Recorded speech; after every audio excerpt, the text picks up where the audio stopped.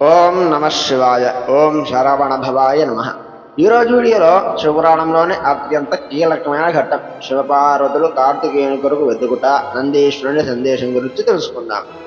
శరణ సరస్సులో 6 ముఖములతో తన బిడ్డ పెరుగుతున్నాడని తెలుసుకున్న పార్వతీదేవి మాతృ ప్రేమతో ఆ బాలుడిని చూడాలని ఎలా తప్పించిపోయినది.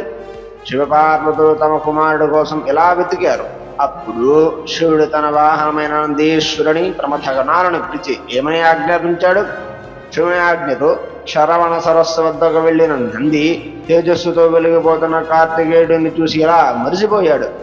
ఆ తరువాత లోకాలను పట్టి పీడిస్తున్న తారకాసురుని క్రూరత్వం గురించి, దేవతల బాధల గురించి కార్తికేయునికి ఎలా వివరించాడు.